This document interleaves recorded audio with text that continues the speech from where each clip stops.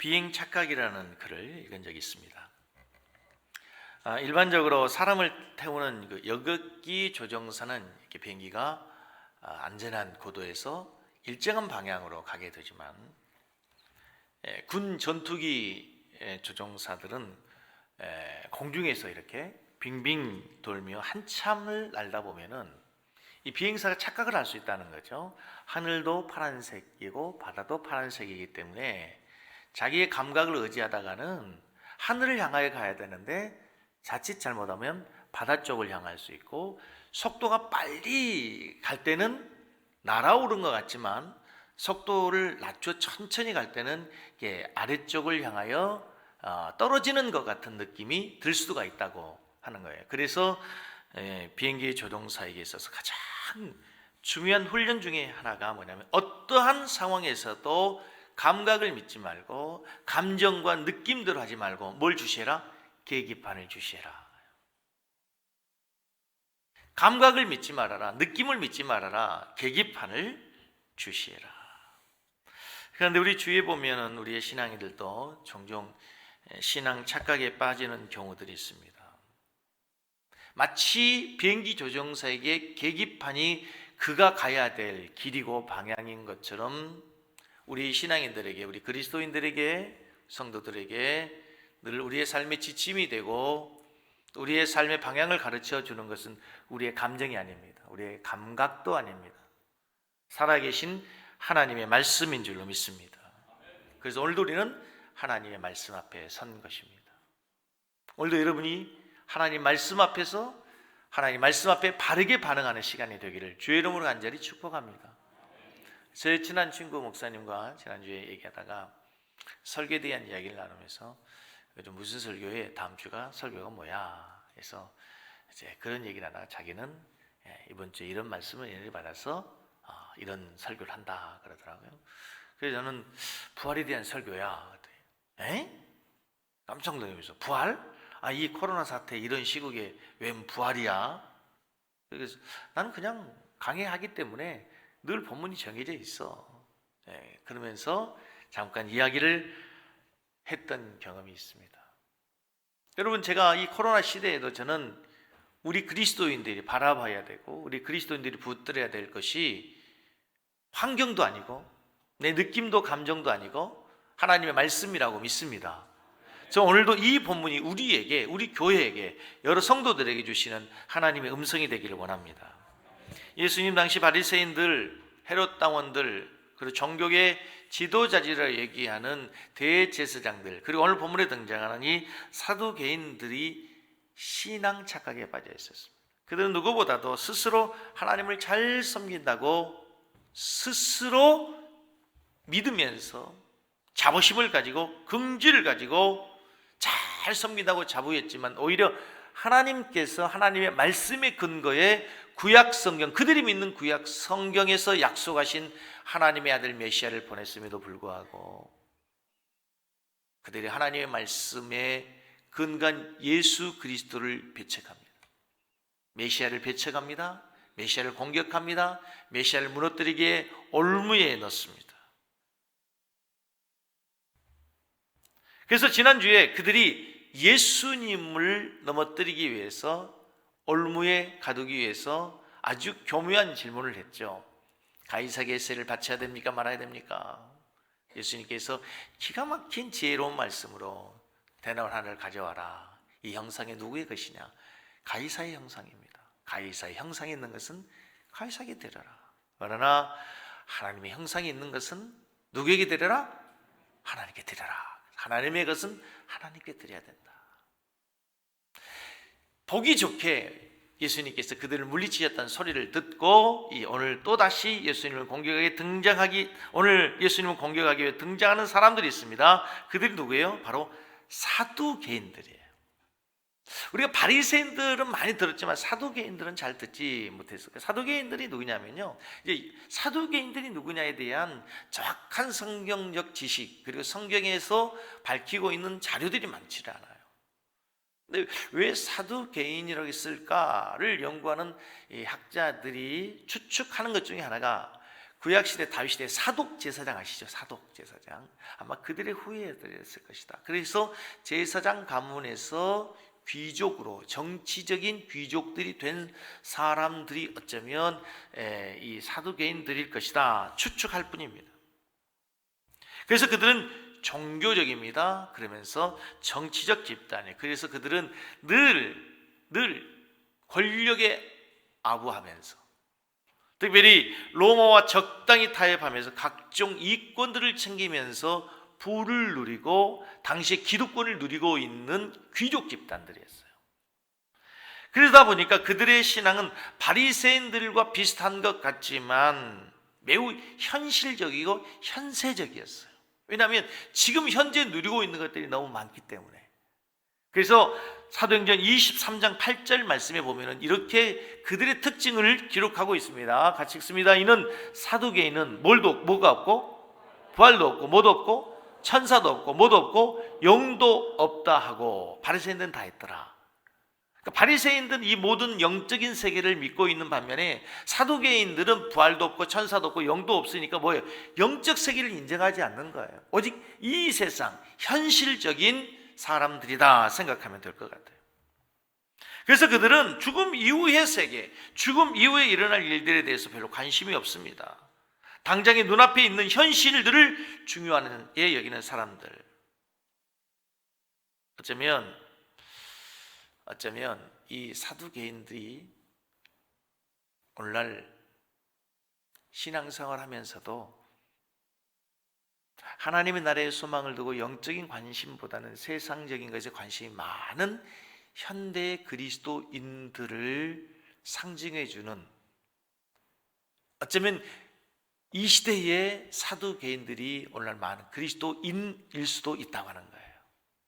신앙생활해요. 종교생활해요. 하나님도 믿어요. 그런데 정말 그들의 내세관을 보면은, 그들의 세계관을 보면은 영적인 것이 아니라 물질적이고 현실적이고 현세적인 것이 많을 수가 있다고 하는 것입니다. 오늘 이 사두개인들이 19절에 와서 이제 예수님을 공격하기 위해서 하는 질문이 하나가 있습니다. 19절을 같이 읽습니다. 선생님이요, 모세가 우리에게 써주기를 어떤 사람이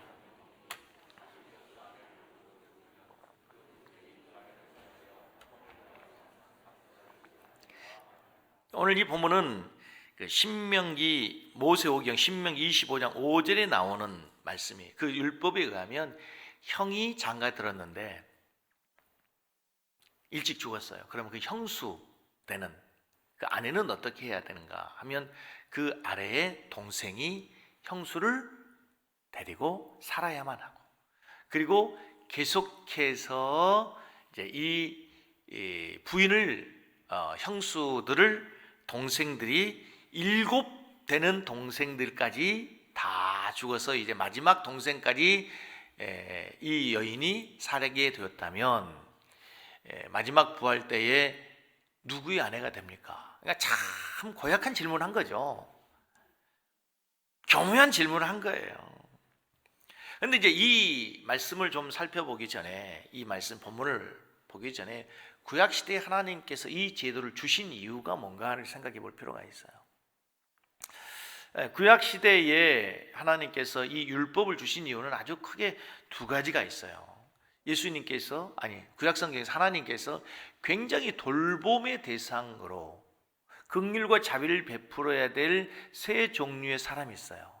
고아, 과부, 그리고 나그네 된 이방인들. 그러니까 고아들, 부모가 없는 사람들은 누가 돌보아줘야 되잖아요. 그리고 이 좀 표현이 그래요. 일찍 남편을 여인 아내는 이 농경사회에서 노동력을 가지고 살아야 되는 그런 시대에는 살아가기 어렵잖아요.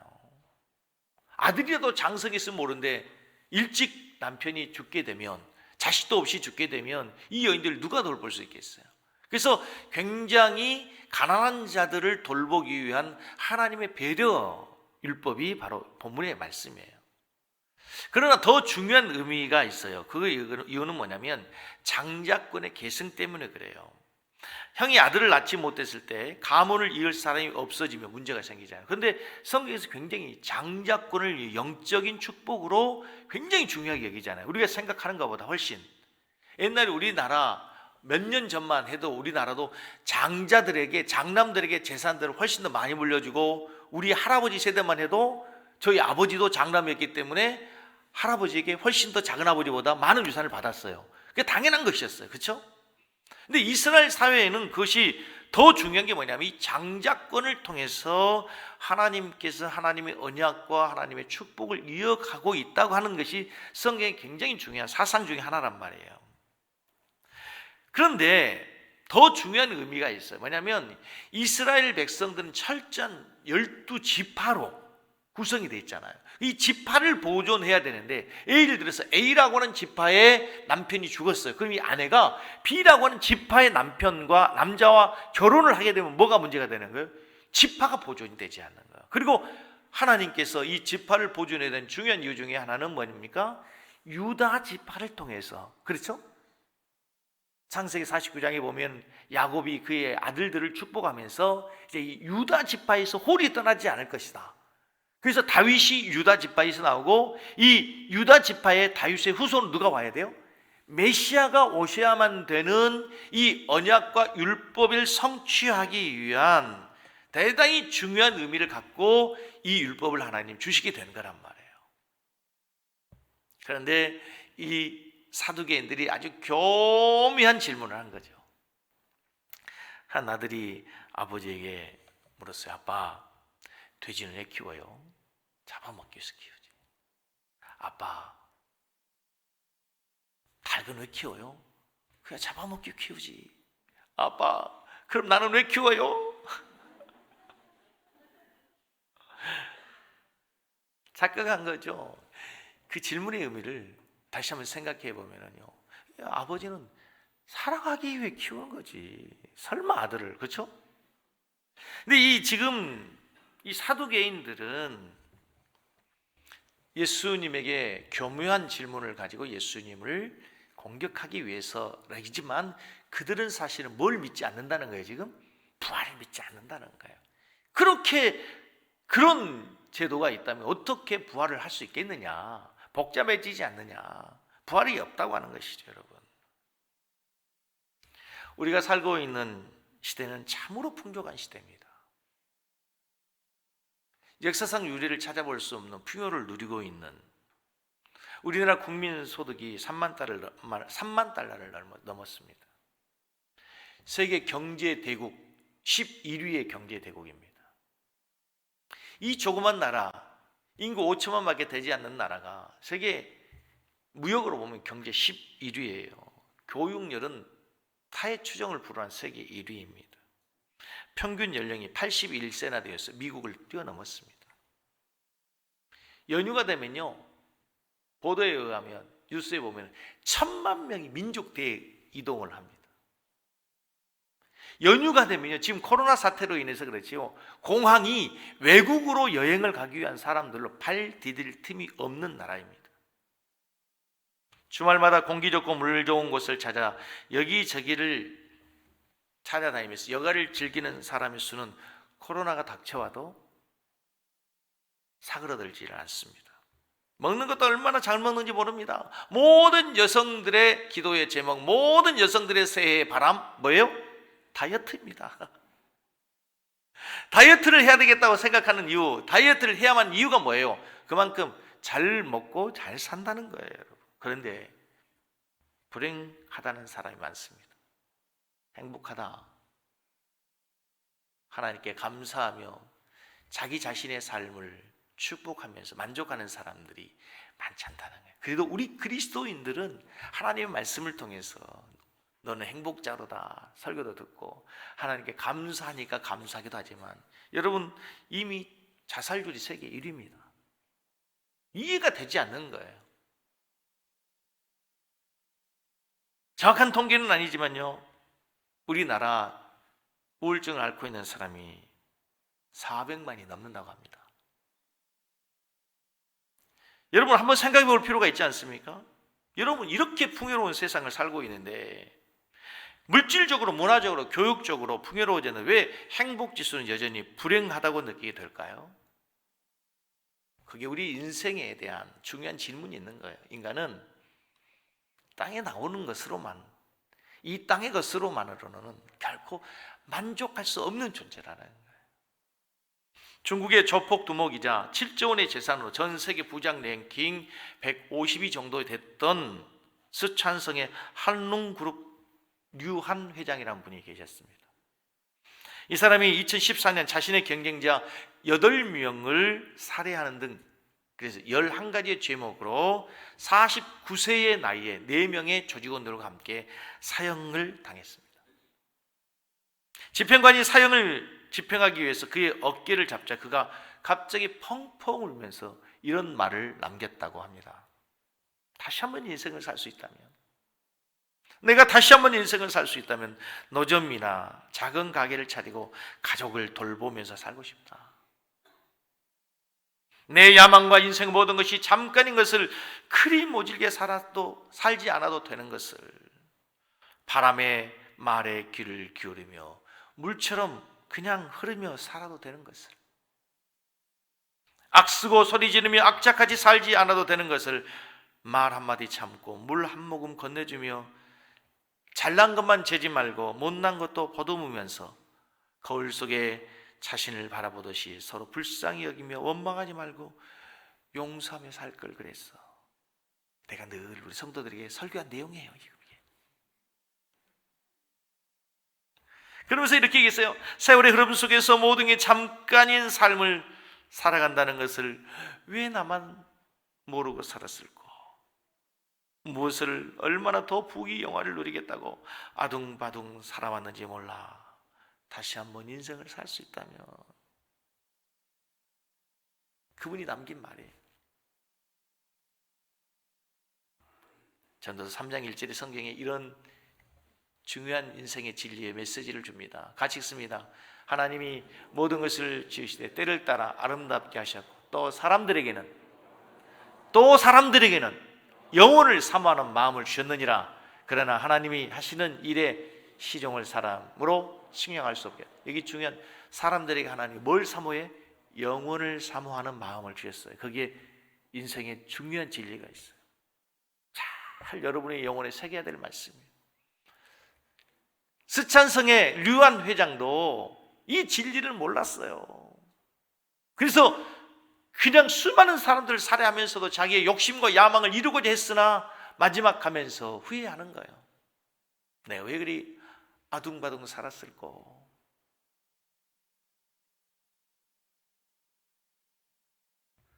하나님께서 인간을 창조하실 때 어떻게 인간을 만드십니까, 여러분? 여기에 인생의 비밀이 있어요.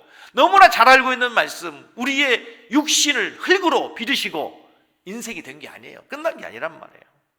흙으로 비우시고 하나님께서 하나님의 생기를 불어넣었어요. 그래서 생명이 되었다 그래요. 리빙 소울이 되었다. 생명이 되었어요. 그게 사람이에요. 사람. 동물들은 말씀으로 창조해. 그냥 있으라 하니까 있게 된 거예요. 그런데 인간은 그렇게 만들지 않았단 말이에요. 흙으로 빚었어요. 육신이에요. 그리고 우리의 육체가 죽으면 흙으로 돌아가는 거예요. 흙에서 왔으니까 흙으로 가는 거예요. 그럼 우리의 영혼은 어디로 가요? 하나님에게서 왔으니까 하나님에게로 가는 거예요. 그게 인생이에요. 그게 죽음이에요. 그러나 많은 사람들이 이 세상이 다인 것으로 생각하고 착각하고 살고 있단 말이에요. 오늘 설교 제목이 뭡니까? 이 세상이 전부가 아니에요, 여러분. 이 세상이 전부가 아니란 말이에요. 만약에 이 세상이 전부라면 우리는 지금 뭐 하고 있는 거예요? 헛된 시간 낭비하고 있는 거죠. 어리석은 짓을 하고 있는 거예요. 이 시대는 그야말로 현실주의입니다. 마치 사두개인들처럼 쾌락주의, 물질주의, 이 세상이 다라고 믿는 것, 부활이 없다고 믿는 것.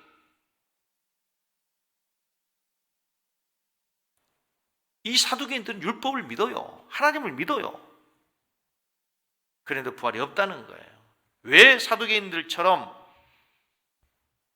오늘날 많은 사람들이 신앙생활 하면서도 부활을 믿지 못할까요?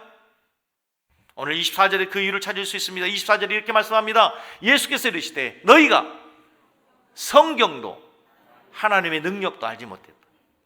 너희가 성경 잘 모르고 있다는 거예요. 성경에 보면 아브라함의 하나님, 이삭의 하나님, 야곱의 하나님, 하나님은 산자 하나님이다 라고 얘기했을 뿐만 아니라 성경에는 창세기에서부터 계시록까지 자세히 보면 이 세상이 다가 아니다, 영원한 세상이 있다. 사람은 죽음으로 끝이 아니다, 영원한 세상이 있다. 그리고 신약에 가면 이제 우리가 완전한 하나님의 나라에 들어가기 위해서 예수 그리스도께서 이 땅에 천사장과 호령과 나팔 소리와 함께 이 땅에 오실 때 우리가 완벽한 몸으로 부활해서 그리스도의 신부로 새로운 하나님의 나라에 입성하게 된다는 사실을 믿으시기 바랍니다. 이걸 믿는 거예요. 이게 신앙의 핵심이에요. 부활이야말로 예수 그리스도의 죽으심으로 예수님이 끝났다면 그분은 우리의 구주가 될 수 없지만 죽음 위에 부활하심으로 우리의 구원이 완성되고 이제 우리가 그 주님이 부활하심으로 우리도 부활하게 된 거예요. 성경은 이걸 말씀하고 있는 거예요. 그러나 성경을 알지 못하기 때문에, 성경을 믿지 못하기 때문에 부활을 믿지 못하는 거예요. 뿐만 아니라 너희가 하나님의 능력을 모르고 있구나. 하나님의 능력을 모른다. 여러분, 하나님은 모든 것을 다 할 수 있는 줄로 믿습니다. 불가능을 가능케 하고 무에서 유를 창조하게 하고, 여러분, 티끌과 같은 우리를 하나님께서 살아있는 존재로 생명으로 만드셨다면, 그분께서 말씀 한 마리로 온 세상 우주 만물을 창조하셨다면 죽은 자도 당연히 부활하게 될 줄로 믿습니다. 하나님의 능력을 믿는 거예요. 하나님의 능력을 믿는 거예요.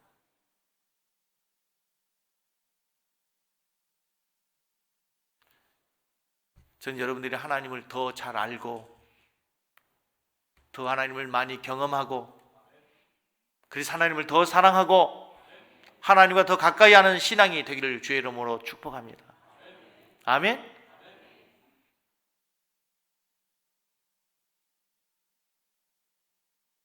정말 우리가 하나님의 능력을 믿는다면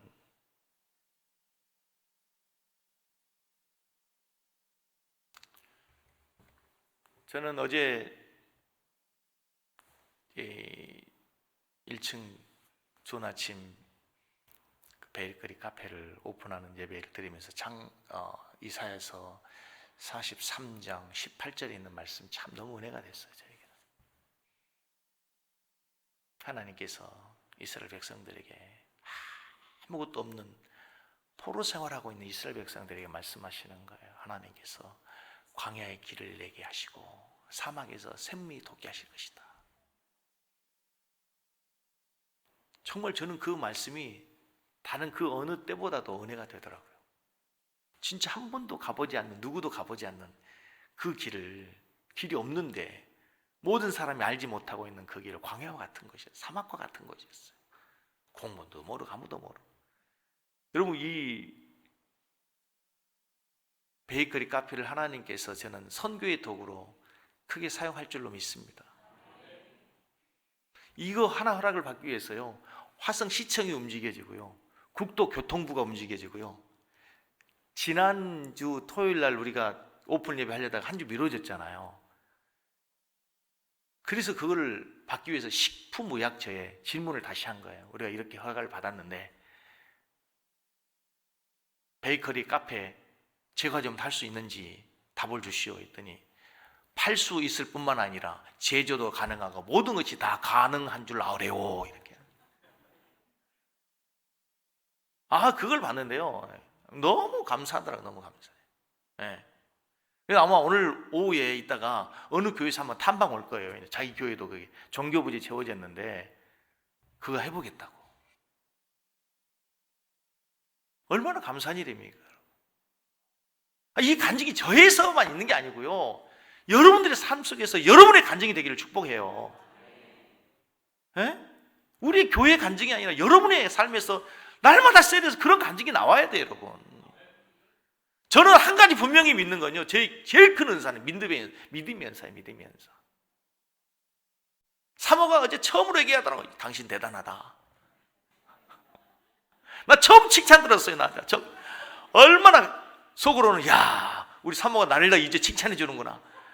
다른 분들은 다 은혜 받았다고 하는데 꼭 집에 가다 차에서 오늘 설교 예화는 뭐가 어땠고 뭐 숫자가 틀렸다 알고 꼭 그런 얘기 해가지고 하나님께 기도했어요. 하나님 사모에게 좀 칭찬 좀 듣게 해주세요. 어제 처음 칭찬해 주더라고. 여러분 진짜 여러분의 삶에서 하나님이 함께하고 계시는 그 놀라운 능력들을 다 경험할 수 있기를 주의 이름 축복합니다. 그렇다면 이제 오늘 어떻게 부활할까 참 궁금해요, 사실 저도. 그런데 오늘 성경에서 우리에게 한 가지 힌트를 주는 게 뭐냐면요, 부활할 때에 대해서 말씀하시면서 천사들을 얘기해요. 천사들을. 25절에 사람이 죽은 자 가운데 살아날 때에는 어떻게? 장가도 아니가고 시집도 아니가고 하늘에 있는 누구와 같다? 천사들과 같이 난다. 천사들과 같이 난다. 7명의 형제들과 결혼한 그 여자는 누구의 아내가 됩니까? 하나님도 성경 노예했다. 사람이 죽고 난 다음에 다시 부활하고 나서는 시집가고 장가가는 게 아니다. 이제 이런 잘못된 생각과 사상을 갖고 있는, 지금도 갖고 있는 집단이 있어요. 바로 이슬람이에요. 이슬람. 여러분 이슬람교도들을 생각할 때 그들은 굉장히 과격하잖아요. 자살 폭탄 테러를 하잖아요. 아니 뭐가 얼마나 귀하면 자기의 목숨까지 버리면서 저렇게 할까? 자기의 목숨을 그냥 쉽게 버리면서 자살 폭탄 테러를 하잖아요. 그들의 교리 때문에 그래. 그들의 교리, 이슬람 교도들은 그러니까 전사자 있잖아요. 전사자. 마음에 자기들이 믿는 알라 신을 대적하는 자들을 향한 전사자는 가장 큰 상급이 있는 거예요. 그래서 그들의 세계, 그들의 말로 하나님의 나라, 그들의 말로 천국을 갔을 때는 7 여자를 거느릴 수 있는 권세를 주는 거야. 그 말을 듣고 누군가 그게 천국이요? 지옥이지? 한 여자도 아니고 7이라고.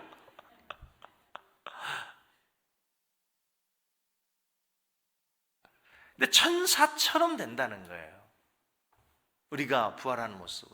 근데 부활체에 대해서 성경에서는 부활한 몸은 어떤다라고 우리에게 설명해 주는 것이 거의 없어요. 딱 한 가지 힌트를 얻을 수 있는 것이 부활하신 예수님의 모습을 보면서 아, 부활의 첫 열매신 예수님처럼 우리도 부활할 수 있겠다. 예수님이 여러분 하나님의 나라에 가면 아내를 알아볼까요? 못 알아볼까요? 남편을 알아볼까요? 못 알아볼까요? 못 알아봤으면 차라리 좋겠어요. 아이고 이게 알아볼 수 있어요. 알아볼 수 있어요. 왜냐하면 예수님께서 제자들을 알아보고 제자들도 예수님을 처음에는 잘못 올라봤지만 알아보게 되잖아요. 저는 알아볼 수 있을 거라고 생각해요.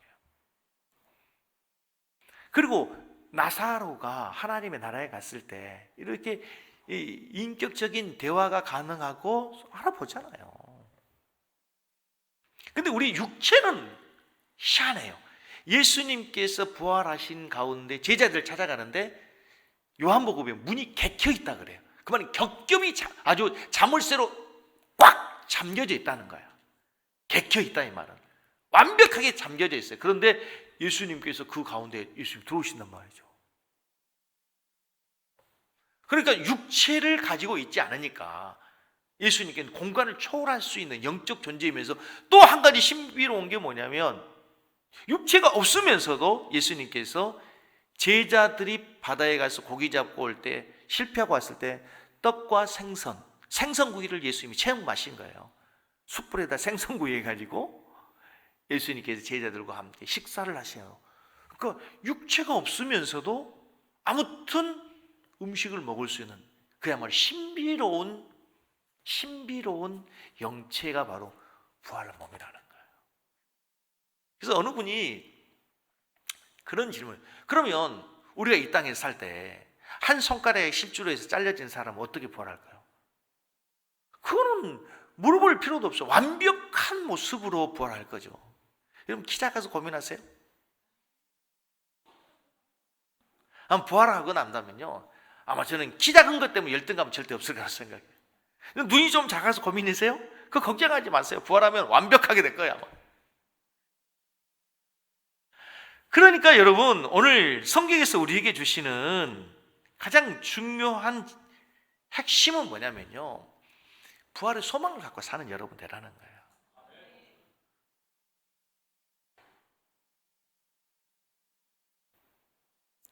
천사처럼 너희들이 시집가고 장가가는 거 아니다. 육신적인 삶을 사는 것이 아니다 하는 거예요. 그런데 여러분, 좀 얘기가 나왔으니까, 이 영적인 존재는 결혼이 없어요. 그런데 성경을 잘못 해석하는 이 통일교의 교리 가운데 여러분 아시는 피가름이라고 하는 그 아주 못된 교리 있죠.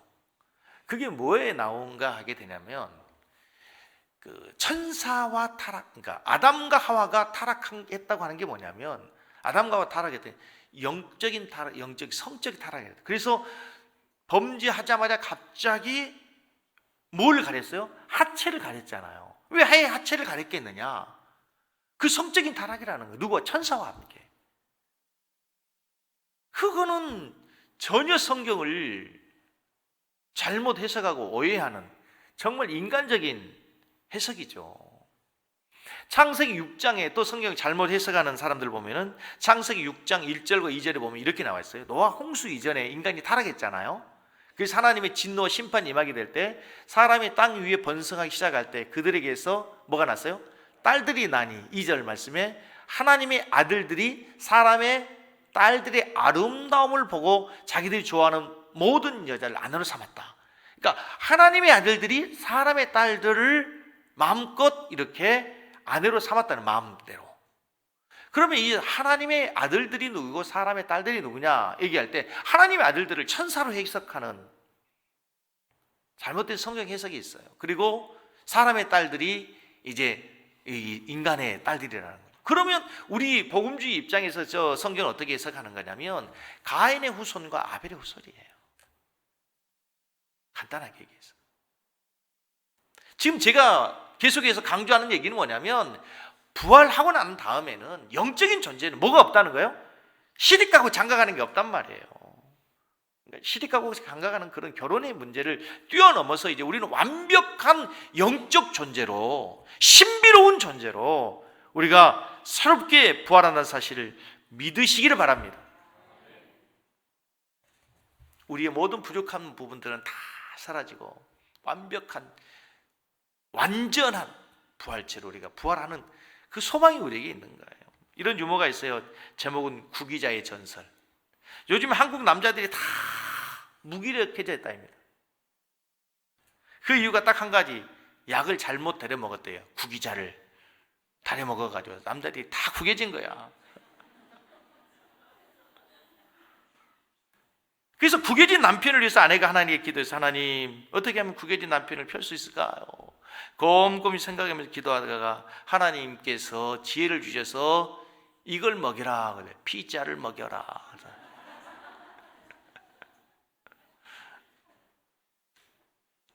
오늘은 가셔가지고 피자를 드시지 마시고 좋은 아침 패스츄리를 드시기 바랍니다. 누가 만든 유머이지만 이 유머에는 중요한 메시지가 있어요. 마귀는 인간을 망가뜨려요. 죽음은 우리를 망가뜨려요. 우리를 구겨지게 해요. 그러나 예수님 우리의 인생을 새롭게 하고 펴지게 하고 온전하게 하고 신비롭게 하고, 그래서 우리의 죽음이라고 하는 것이 결국 우리 그리스도인들에게는 그렇게 절망적인 것이 아니에요. 죽음을 초월해서 우리는 영원한 하나님의 생명으로 새롭게 부활하는 그 영광스러운 삶이 우리에게 있다는 사실을 믿으시기 바랍니다. 언제 그렇게 부활하게 돼? 예수님께서 이 땅에 다시 오시는 그날에 우리가 그리스도의 신부로 온전해지게 되는 거예요.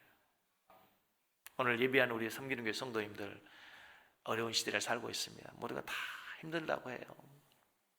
그래도 새로운 한 주간을 사시면서 여러분 그 부활의 소망을 가지고 넉넉히 승리해내는 우리 모든 성도들 다 되시기를 주의 이름으로 간절히 축복합니다. 할렐루야. 우리 한번 찬송하면서 준비하신 예물을 드리고 난 다음 우리 한번 기도할게요. 어떻게 기도하냐면요, 하나님 나에게 부활의 소망이 있게 해주신 것을 감사합니다. 이 세상의 것이 다가 아니고 내가 영원한 하나님의 나라를 바라보고 영원한 하나님의 나라를 내가 소망하며 살아가는 우리의 신앙과 믿음이 되게 해주십시오. 이 세상을 초월하여 계시는 그 주님을 바라보며 살게 하여 주시옵소서. 찬송하고 우리 한번 헌금 드리면서 기도하는 시간을 갖도록 하겠습니다.